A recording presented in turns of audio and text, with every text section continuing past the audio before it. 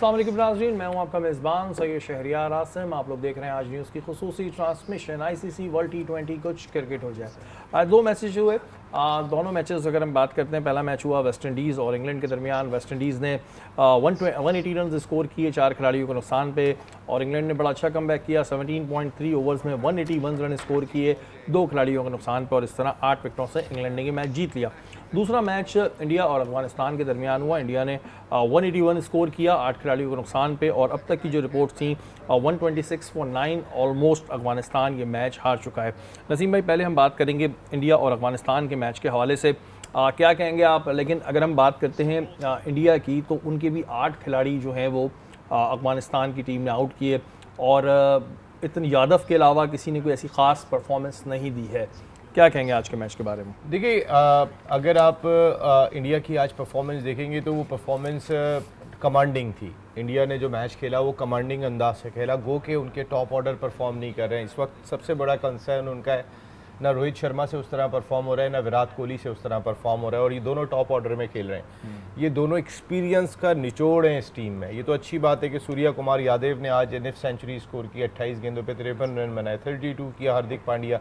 ये सबसे crucial partnership थी इनकी इनिंग की, कि जो एक रेस्पेक्टेबल टोटल तक ले गए, 181 for 8, वरना ऐसा लग रहा था शायद इंडियन टीम 160 रन भी कर जाए तो बड़ा टास्क होगा।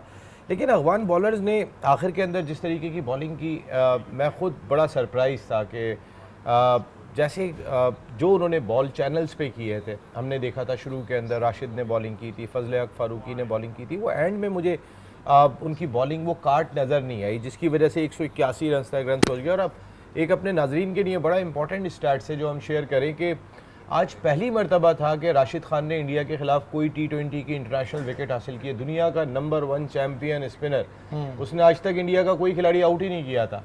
आज पहला मौका था कि जब उन्होंने 3 विकेटें हासिल की हैं। तो ये तो नहीं होगा कि आईपीएल में उनका कॉन्ट्रैक्ट कैंसिल हो जाएगा? गलती हो गई, हो सकता है वो भी अभी नहीं, कॉन्ट्रैक्ट तो मिल करें कि भाई हमसे गलती हो गई, 3 खिलाड़ी आउट हो गए यार आपके।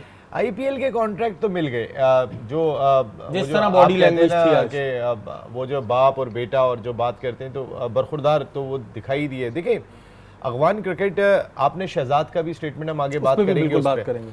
हम बार बार कहते हैं कि हमने अफगान क्रिकेट को बनाया, लेकिन अफगान क्रिकेट अचानक जब वो इम्प्रूव होने लगे और उसके बाद इंडिया ने उन पर हाथ रखा, तो वो बिल्कुल एक ऐसा जिन, बोतल वाला जिन नहीं था वो जो होता था कि एकदम से खुला तो वो अफगानिस्तान की टीम इस तरीके से निकली कि जो हुक्म मेरे आका। अब वो आज भी उनकी परफॉर्मेंस को अगर आप देखेंगे तो फिर मेरी तो समझ में नहीं आई कि जिस तरीके से गुरबाज बैटिंग के लिए आए थे, उनके टॉप ऑर्डर बैटिंग के लिए आए थे, वो पहली गेंद पे क्रीज से निकल के हिट कर रहे हैं। भाई ये कोई पिंडी की विकेट नहीं है या कोई चिन्ना स्वामी स्टेडियम बेंगलोर की पिच नहीं है। ये पिच फिर भी रिस्पेक्ट देने वाली पिच जरूर है। अच्छा, मैं थोड़ा सा अपने नाजरीन को ये भी बताऊं कि 47 रन से इंडिया ने जो है वो नसीम भाई अफगानिस्तान को हरा दिया। 50 रन से हराता तो और शाबाशी मिलती, वैसे तो पूरे 50 रन से हारे हो। नहीं, बस ये कि 47 तो हमारी वैसे भी मुल्क के लिए बहुत ही इम्पोर्टेंट है, 1947। हाँ, तो उस लिहाज से, लेकिन हमारा उससे कोई इतना कंसर्न नहीं है अफगानिस्तान इंडिया के मैच में जो भी होगा। लेकिन बात ये है कि फेयर क्रिकेट होनी चाहिए। बात ये है कि लोगों को मज़ा नहीं आता, तो हम अपनी टीम पे ब्लास्ट हो जाते हैं कि भाई ये कौन सी क्रिकेट खेली आपने, क्योंकि अफगानिस्तान टीम का अपना एक एग्रेशन है।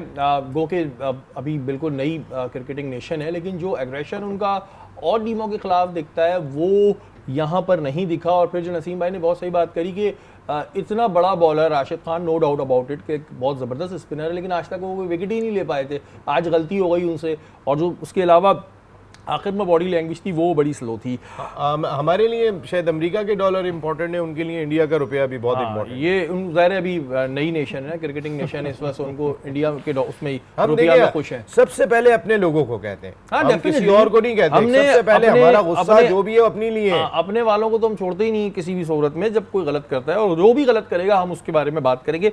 इवन अगर हम बात करते हैं इंग्लैंड की, बड़ा अच्छा कमबैक हुआ।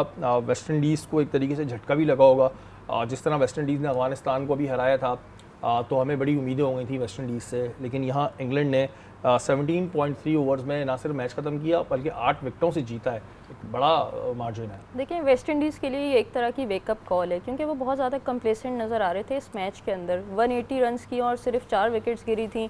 आई थिंक ये पिच डिमांड करी थी कि यहाँ पे आप ज़्यादा रन्स करें, और इनके 4 बैटर्स ऐसे थे जो डबल फिगर में गए, 36, 38 रन्स किए, लेकिन उसमें बॉल्स उन्होंने बहुत ज़्यादा खेली, 32 बॉल्स खेली, 34 बॉल्स खेली। तो पोवेल हैं, रदरफोर्ड हैं, इतना ज़बरदस्त बैटिंग की है, जो अच्छी बैटिंग कर रहे थे, निकोलस पूरन बहुत ज़बरदस्त बैटिंग कर रहे थे, तो ये अच्छा चार्ज कर सकते थे अगेंस्ट इंग्लैंड, क्योंकि इंग्लैंड के स्पिनर्स ने इनको ट्रबल किया, लेकिन फास्ट बॉलिंग तो वेस्ट इंडीज़ ने बहुत अच्छा खेला। लेकिन अगर इंग्लैंड की बात करें तो जिस तरह से चैंपियन एक कमबैक करता है, वो कमबैक था इंग्लैंड की तरफ से। 2022 के चैंपियन थे, लेकिन जब इस वर्ल्ड कप में एंटर हुए तो बहुत ज़्यादा इनकी पोजीशन हमें अच्छी नज़र नहीं आ रही थी। एक वक्त में ऐसा लग रहा था कि ये एलिमिनेट हो जाएंगे इस इवेंट से, लेकिन इस चेस को इन्होंने इतने ज़बरदस्त तरीके से किया कि हमें इनसे सीखना चाहिए कि 180 रन्स किस तरह से चेस करते हैं। और मुझे फिल सॉल्ट का स्टेटमेंट बहुत अच्छा लगा कि बटलर के बाद ही न्यू कि he is the one who should stay as long on the crease. तो उन्होंने अपनी जॉब बहुत अच्छे से कंप्लीट की। अगर इसको आज के मैच से कंपेयर करें तो फिल सॉल्ट न्यू कि मेरा रोल क्या है, मैंने किस बॉलर को टारगेट करना है। गुरबाज की तरह नहीं कि एक बेस्ट बॉलर आप उनको आगे निकल के मार रहे हो और आप आउट हो जाएं उसके बाद। Bumrah we all know how good he is, लेकिन वो बुरे होंगे जब आप उनको टेक्निकल शॉट्स खेलेंगे। इसी तरह फिल सॉल्ट ने बहुत ज़बरदस्त चार्ज किया वेस्ट इंडीज़ के बॉलर्स को, 100 मीटर का छक्का लगाया एंड्रे रसल को, जो इतनी ज़बरदस्त बॉलिंग करते हैं, IPL में थ्रू आउट नज़र आते हैं। तो अच्छा कमबैक है इंग्लैंड की तरफ से, और ये कमबैक बहुत ख़तरनाक हो सकता है उनका इस इवेंट के लिए, क्योंकि इससे उनका कॉन्फिडेंस बहुत आएगा। बिल्कुल जी, और दूसरे जितने भी टीम्स हैं उनके लिए एक अलार्मिंग है। जिस तरह इंग्लैंड ने कमबैक एक किया है। इन्फॉर्मेशन अपने नाजरीन के लिए भी, छक्कों की बात हो रही है तो आज तक सबसे बड़ा छक्का किसने मारा है? सिंह भाई ये तो आप ही को पता होगा। बताएं किसने अब मारा आप, है? ये सवाल है। सबसे शाहिद खान अफरीदी ने मारा। छक्का शाहिद खान अफरीदी ने मारा है। कितने मीटर का मारा होगा? चले लेकिन मैंने ये तो बता दिया शाहिद खान अफरीदी ने 158 की मारा एक है। रील आ रही होती है, लेकिन मुझे अब तक बिलीव नहीं होता कि वो सही है। 153 मारा है भाई। भाई देखिए मैंने ये और तो बता जो दिया कि उसके शाहिद बाद- खान अफरीदी ने मारा। अब मीटर में दर्जी थोड़ी और नापता फिरूंगा। उसके बाद नहीं, मैं बड़ा तो जब मीटर से ही नापा जाएगा ना मुझे भाई, क्या तो पता, हमें लेकिन दर्जी मैंने बनना नाम पड़ेगा ले इस लिया काम के सही। लिए। देखिए ये बोले हाँ, मैंने ये आपने नाम चला, लिया। उसके नाम बाद ले दिया। I said 150 अब भाई मैं दर्जी थोड़ी नापता देखिए ये फिरूंगा आपकी कितना है। मोहब्बत है लाला के साथ। नहीं, जो आपने आई नाम लिया। Really love Shahid Afridi. Personally मैं शाहिद अफरीदी को लेकिन बड़ा वो पसंद था करता हूं। कितना मीटर, ताकि अपने जी, नाज़रीन को, प्लीज। 153 मीटर का वो छक्का था। अब तक वर्ल्ड में इतना बड़ा नहीं नहीं, और नंबर 2 जो है वो ब्रैट ली का है, 137 मीटर। अच्छा, ये शाहिद अफरीदी ने मारा किस टीम के खिलाफ था? साउथ अफ्रीका के खिलाफ सीरीज में भाई मारा अब ये था भी देख ले, मारा भी भारी टीम के खिलाफ था, यानी कि किसी बच्चे के खिलाफ मार दिया। नसीम भाई, मोहम्मद शहजाद अगवान बैट्समैन भी थे और विकेट कीपर भी थे। उन्होंने एक स्टेटमेंट दिया है। उन्होंने कहा कि पाकिस्तान वो नेशन है जिसने हमें बड़ी सपोर्ट की और हमारी क्रिकेट को खड़ा करने में पाकिस्तान का एक बड़ा रोल है। इन्होंने हमें उस वक्त में चांस दिया कि जब ज़ाहिर वो उतने कोई नोन नहीं थे, अपनी डोमेस्टिक क्रिकेट में आने का चांस दिया, और ये एक सच है, और इसी वजह से मैं टीम से बाहर हूँ। तो ये जो स्टेटमेंट है कि इसी वजह से मैं टीम से बाहर हूँ, ये थोड़ा सा ज़रा बताइएगा कि क्यों, मतलब अगर वो एक बात को ऑब्लाइज कर रहे हैं, अच्छी बात है, पाकिस्तान ने सपोर्ट किया अफगानिस्तान को, तो इस वजह से टीम से बाहर कर दिया उनको। मैंने कहा ना, उनके दौर का हर खिलाड़ी बोलेगा कि पाकिस्तान ने कितना सपोर्ट किया, लेकिन ये कितनी बड़ी नाइंसाफ़ी है कि अगर उन्होंने ये बात कह दी कि मैंने पाकिस्तान ने हमारी क्रिकेट को बनाने में रोल प्ले किया है, पाकिस्तान ने हमें बहुत सपोर्ट किया है, तो उनकी क्रिकेट ही ख़त्म कर दी। अब आप नफ़रत का अंदाज़ा करें। मैंने कहा ना, वो एक बोतल से जिन निकला है अचानक सा, वरना वो जिन तो हमारे काबू में था, वो हमारे अलावा हिल नहीं सकता था। वो पेशावर में आके खेलता था या कराची में असगर अली शाह के ज़मीनों पे सो रहे होते थे। ये तो वो जिन था जो हमने अपनी आंखों से देखा है। अचानक वो जिन बना, बोतल में चला गया, ढक्कन खुला तो उसने कहा कि जी जी इंडिया आका, मैं आपका आका, हुक्म करें आप, मैं अब आप जो कहेंगे वो करूँगा।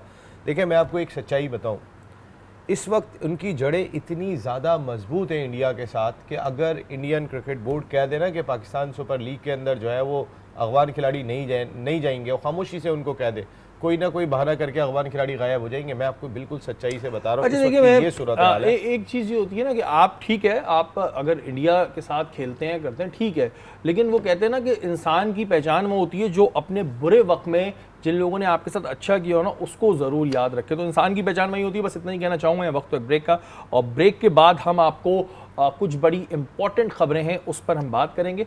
ब्रेक के बाद हाजिर होते हैं।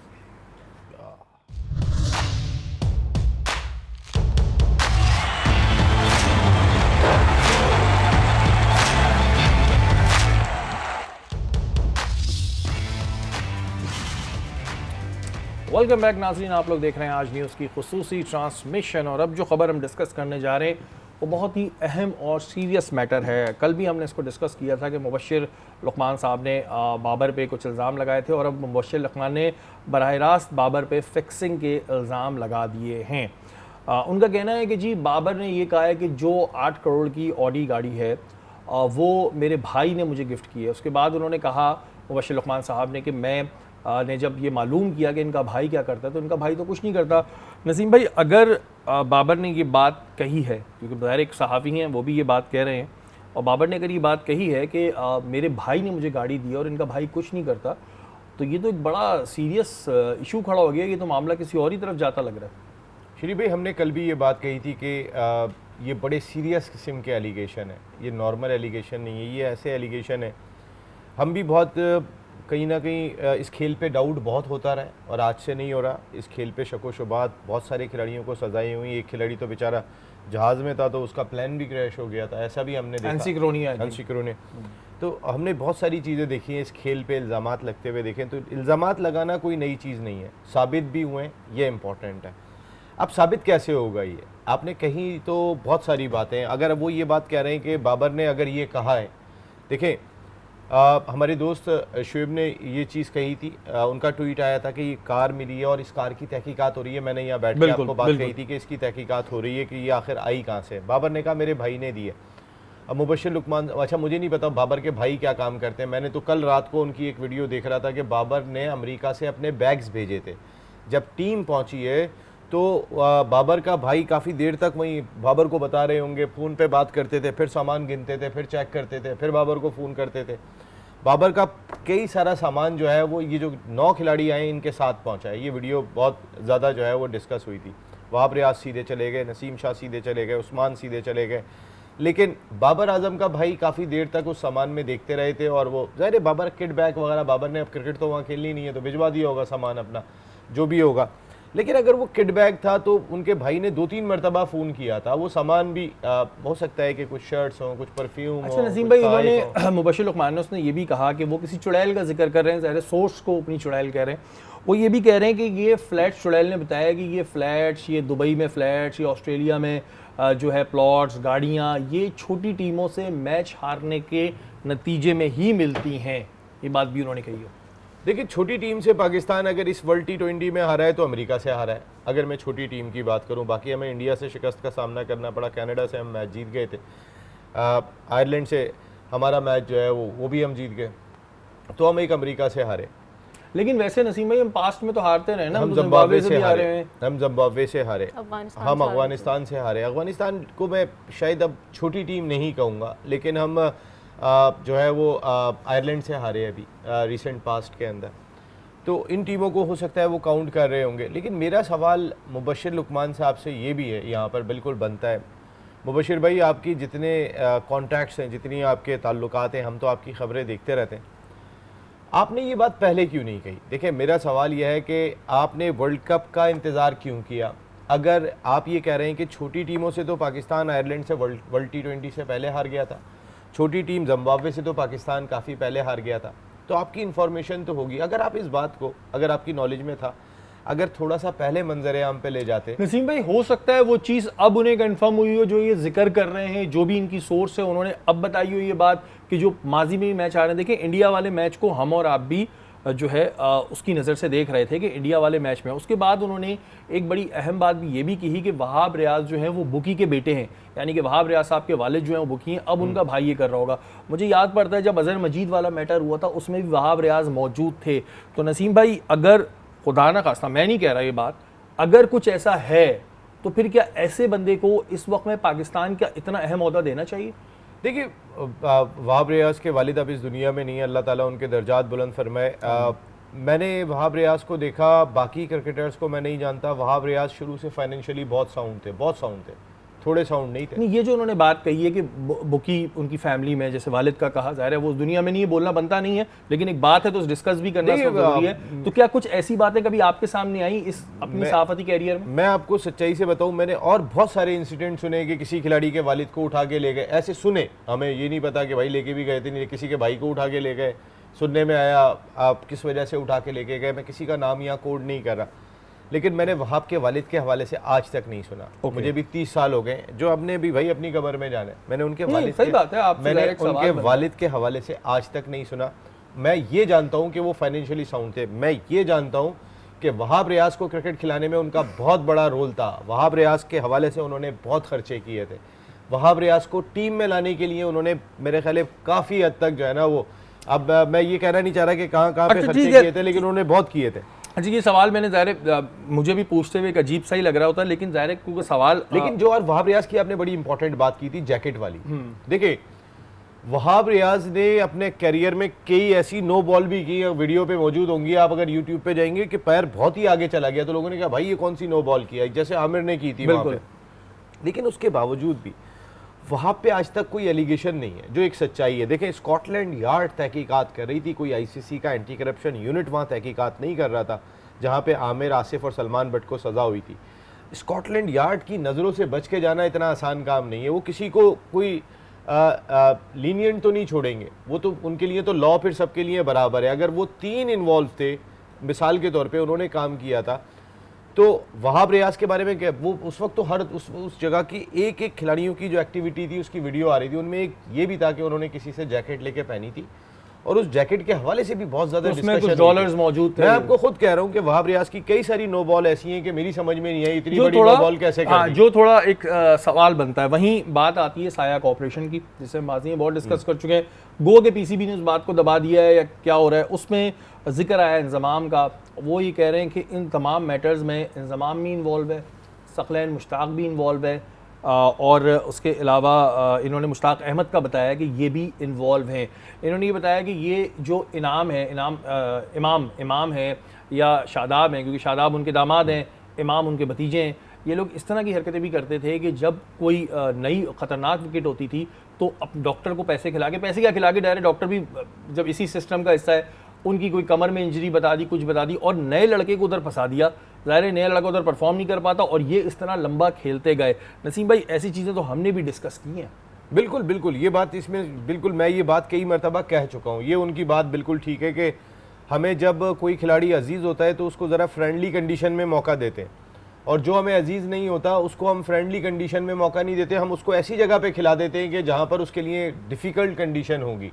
ऐसा तो होता रहे, और ऐसा इमाम के साथ हुआ है। इमाम को सपोर्ट, इमाम बाबर के दोस्त हैं, सबको पता है। इमामुल हक अभी एक चैनल पे बैठे हुए थे अहमद शहजाद के साथ, मुश्किल हो गया था इमाम के लिए बैठना। इसकी वजह ये थी कि बाबर का कहाँ तक दिफा करें। ये 3 कादिर हो गए, उस्मान कादिर, इमाम, और ये तीनों बड़े गहरे दोस्त यानी कि ये हम कह सकते हैं कि ये जो क्रिकेट इतनी आपको सिंपल दिख रही होती है, या ऐसे लोग आपको जो बहुत सिंपल दिख रहे होते हैं, मैं किसी का नाम नहीं ले रहा, नाम तो मुबशिर भाई ने लिए हैं, इंजमाम का, सकलैन का, मुश्ताक का। मुबशिर भाई सबूत दें। और आपने जो अभी साया कॉर्पोरेशन की बात की है ना मुबशिर भाई, ये इशू आपसे रिक्वेस्ट है, ज़रूर उठाइएगा, क्योंकि जितना मुझे जर्नलिज्म में टाइम हो गया है, आपके सामने ये कि ये इशू उठा वर्ल्ड कप में और वहीं ख़त्म हो गया। एक इंजमामुल हक साहब चले गए, क्या इंजमामुल हक का रिश्ता अब साया कॉर्पोरेशन से ख़त्म हो गया है? इसको भी चेक करना चाहिए। अच्छा नसीम भाई, एक सवाल हल्कों में ये भी उठ रहा है कि मोहसिन नकवी साहब के दिल में बाबर के लिए अभी भी सॉफ्ट कॉर्नर क्यों है? ये एक बड़ा अहम सवाल है। वो सॉफ्ट कॉर्नर है या फिर मोहसिन नकवी साहब पे ही प्रेशर है? क्योंकि इतनी गंदी परफॉर्मेंस के बाद और इतनी चीज़ें सामने आ रही हैं महला ना महला, तो उसके बाद भी उनके दिल में सॉफ्ट कॉर्नर क्यों है बाबर के लिए, या फिर उन पे भी प्रेशर है बाबर का? सॉफ्ट कॉर्नर कहाँ दिखाई दिया आपको? ये वो कह रहे हैं कि जी वो कैप्टन रहेंगे। अभी तो नहीं बोला उन्होंने। नसीम भाई, ये चीज तो पूरे हलकों में चल रही है ना कि वो कैप्टन तो रहेंगे। कब व्हाइट बॉल टीम के कहाँ ये बात आई कि उनको कैप्टन से हटा? लेकिन अभी ये भी नहीं आया कि वही कैप्टन रहेंगे। देखें, अभी तक तो इस मौजू पे कोई बात ही नहीं हुई है। देखिए, अगर ये चीज इतनी क्लियर थी तो मोहसिन नकवी साहब को बता देना चाहिए था। अब ये चीज तो सामने आ गई ना, पीसीबी ने भी कहीं ये स्टेटमेंट दिया था या क्या हुआ था, इस पर हमने डिस्कस भी किया है कि व्हाइट बॉल के कैप्टन रहेंगे। तो अगर ऐसा था तो वहां पे तरदीद कर देते नहीं कि तो ऐसा तो नहीं है, यानी कि खामोशी है, मना भी नहीं किया ना। देखिए, मुझे कहीं ना कहीं बाबर के रवैये से, जब बाबर से 2 मरतबा ये सवाल किया गया था जब आयरलैंड का मैच खत्म हुआ था, मुझे कहीं ना कहीं ऐसी चीज़ महसूस ज़रूर हुई थी कि बाबर के पीछे कोई बैक मौजूद है। वरना बाबर जो अगर ये बैक नहीं होती तो बाबर उस दिन रिज़ाइन कर देते, क्योंकि अगर कह दिया जाता तो बाबर उसी दिन रिज़ाइन कर देते। इन सब चीज़ों को देखते हुए तो कह रहे हैं कि सॉफ्ट कॉर्नर है बाबर के पीछे। अगर बैक है तो मोहसिन नकवी साहब से ज़्यादा पावरफुल बैक है। मोहसिन नकवी साहब से इस वक्त ज़्यादा पावरफुल कौन है? देखिए, इस वक्त तो मीडिया ये बातें भी करता हुआ दिखाई दे रहा है कि आने वाली सीरीज के अंदर बाबर, रिजवान और शाहीन नहीं होंगे। अगर सॉफ्ट कॉर्नर होता बाबर के ऊपर तो बाबर तो इस सीरीज से बाहर नहीं होते, हो सकता है शाहीन और रिजवान हो जाते। कुछ और सवाल भी हैं, उनको भी हम डिस्कस करेंगे, और मुबश्शिर लुकमान के हवाले से ही हैं, उसको भी हम डिस्कस करेंगे। यहाँ वक्त एक ब्रेक का, ब्रेक के बाद हाजिर होता हूँ।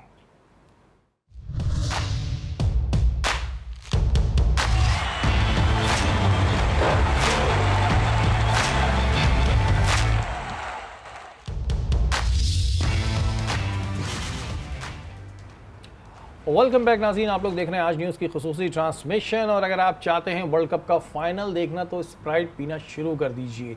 अच्छा, होगा ये कि जब आप स्प्राइट की बोतल लेंगे तो उस पर QR कोड होगा, उसको स्कैन जब करेंगे तो आपका व्हाट्सअप खुल जाएगा, और उस व्हाट्सअप पे आप अपनी तमाम डिटेल्स जो है वो शेयर करेंगे, और उसके बाद आप लकी ड्रॉ में शामिल हो जाएंगे। जब लकी ड्रॉ में आप शामिल होंगे और अगर आप वाकई में लकी हैं तो फिर आपको चांस मिलेगा वर्ल्ड कप फाइनल देखने का। तो बिल्कुल जी, स्प्राइट पीजिए और इस चांस को अवेल कीजिए। एमन एक खबर ये है कि जी यूनिस खान तो जानती होंगी आप, यूनिस खान को जानती है ना। यूनिस खान साहब ये कह रहे हैं कि जी फ़खर ज़मान जो हैं ये इन्होंने बड़ी कुर्बानियाँ दी हैं पाकिस्तान के लिए। मुझे नहीं समझ आ रहा कौन सी कुर्बानियों की बात हो रही है। बड़ी कुर्बानियाँ दी हैं और अभी गो के वो परफॉर्म नहीं कर पा रहा, लेकिन उसे कैप्टन बना दें क्योंकि वो किसी लॉबी का हिस्सा नहीं है और बड़ा शरीफ सा इंसान है। इस वजह से यूनिस खान साहब एक नई चीज़ घुमा के लाएँ कि जी फ़खर ज़मान को कैप्टन बना दें, पाकिस्तान टीम की कैप्टनसी ना हो गई, मजाक बन गया जी। नहीं, अब शराफत पे तो हम किसी को कैप्टनसी देने से रहे, और वो भी फ़खर ज़मान को। देखिए, Fakhar Zaman is a very good cricketer, he is very talented, लेकिन does he know his own shot selection. जब हमें क्रूशल मैचेस होते हैं जहाँ पे कई दफ़ा हमें उनकी ज़रूरत पड़ती है, लाइक दिस T20 और इससे पहले Asia Cup, he has been out of form for quite a long time.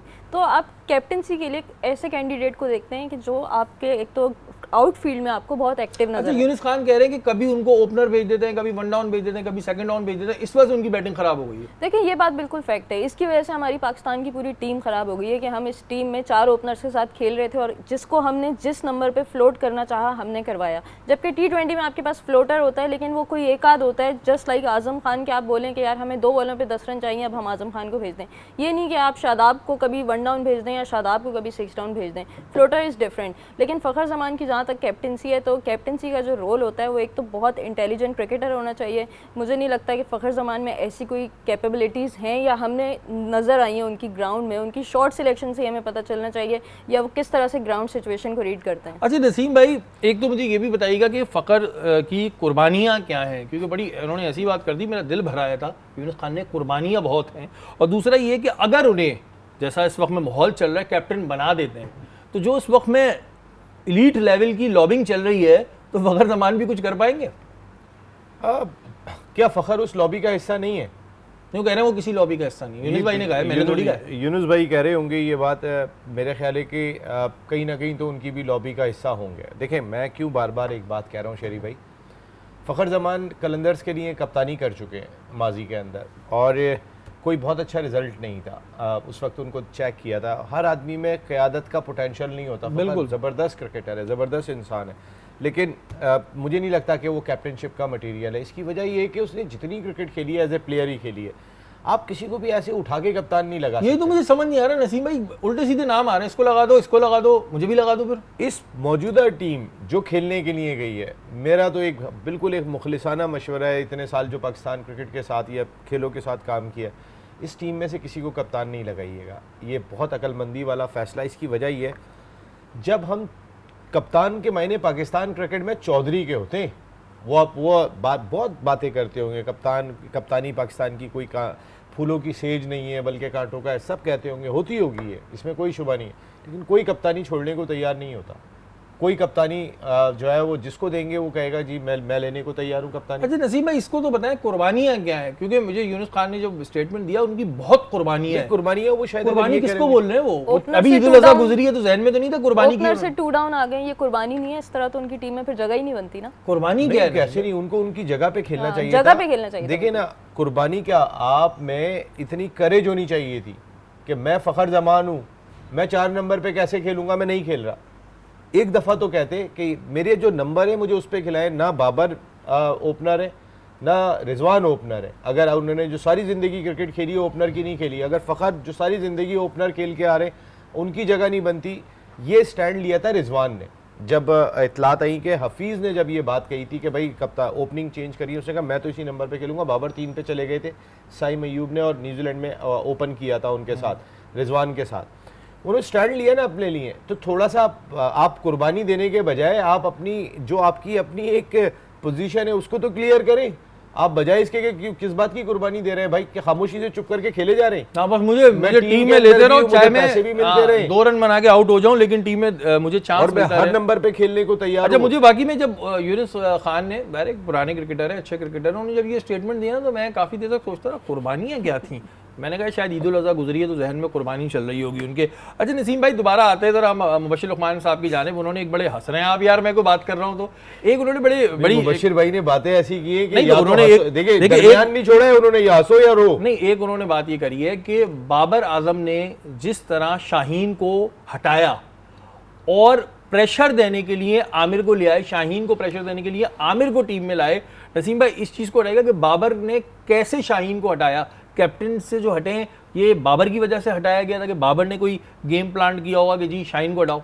मेरा ख्याल है बाबर से ज़्यादा इस गेम का हिस्सा होंगे वहाब रियाज, क्योंकि मोहसिन नकवी साहब ने उन्हीं को अथॉरिटी दी हुई थी। 4 रुकनी सो कॉल्ड सिलेक्शन कमेटी है जिसके सरबराह वही हैं, और उन्हीं की स्वाबदीद थी। उन्होंने कहा था टीम सिलेक्शन क्या होगी, कप्तान कौन होगा, ये हमारी सिलेक्शन कमेटी तय करेगी। उसके सरबराह बज़ाहिर तो कोई भी नहीं है, लेकिन अनऑफिशियली वहाब रियाज ही उसके सरबराह है। और वहाब रियाज की ही ये हमने पहले दिन से बोला था कि वहाब रियाज साहब आपने ये ऐसा गलत स्ट्रोक खेला है। अब उसके पीछे क्या चीज़ थी, आपने बाबर को वापस लाने की ज़रूरत क्या थी? क्या बाबर ने 4 साल में बहुत तीर मार लिए थे एज ए कप्तान? आप किस वजह से लेकर आए थे, पहले तो ये क्लियर करना चाहिए वहाब रियाज। अच्छा, ये आमिर को लाना, क्या ये भी कोई सियासत का हिस्सा था कि आमिर को लाएंगे तो शाहीन प्रेशर में आएगा कि मेरा ऑल्टरनेट आ गया? देखिए, अब शाहीन का ऑल्टरनेट तो आप ला नहीं सकते हैं, क्योंकि आमिर अगर आ जाएंगे तो आमिर शाहीन के साथ खेल रहे होंगे। शाहीन को बाहर कैसे करेंगे आप? शाहीन को आराम उसी वक्त दिया जाता है जब कोई ना कोई शाहीन के ऊपर कोई एक ऐसा चार्ज आ जाए। जैसे अभी हम बात कर रहे हैं ग्रुपिंग की, हम इस वजह से कह रहे हैं कि तीनों को आराम कर दो। शाहीन परफॉर्मेंस की वजह से नहीं बैठते। शाहीन को हमने देखा, शाहीन ने जो आयरलैंड के खिलाफ बॉलिंग की है उन्होंने पहले नहीं की। कहीं ना कहीं पाकिस्तान टीम में खराबी है। ये जो गैरी क्रिस्टन बात करते हुए दिखाई दे रहे हैं, ये बिला वजह बात नहीं कर रहे हैं। देखिए, मैं आपको एक बात बताऊं, गैरी क्रिस्टन जो भी बात कर रहे हैं ना, उसको बहुत सोच समझ के जो है वो लेना चाहिए। देखें, उनका कोई स्टेक नहीं है यहाँ पे। अभी तो वो किसी से ना उनको प्यार हुआ है, ना किसी से नफरत हुई है, ना किसी ने उनको एटीट्यूड दिखाया है, ना किसी ने उनके सामने बिल्कुल सर झुका के खड़ा हो गया। अभी वो बिल्कुल फेयर है, और उन्होंने फेयर जो देख लिया वो देखने के बाद बता दिया। अब वो अगर खिलाड़ियों से बात कर रहे थे और वो खबर बाहर चली जाती है, तो इसका मकसद ये है कि ये खबर समझ लें मोहसिन नकवी साहब, आपके लिए बहुत इंपॉर्टेंट है कि हमारी टीम में हो क्या रहा है। हम जब तक इनको किसी एहतसाब के दायरे में नहीं लेकर आएंगे, जब तक कुछ भी नहीं होगा। एहतसाब तो मैंने जो अब तक देखा है कि कोई एहतसाब नहीं होता। ये सिर्फ हम लोगों को और आपको एक लॉलीपॉप दी जाती है कि ये लो लॉलीपॉप, थोड़ा एंजॉय करके आओ, या ये लो बलून, जाओ बेटा बाहर जाए खेलो।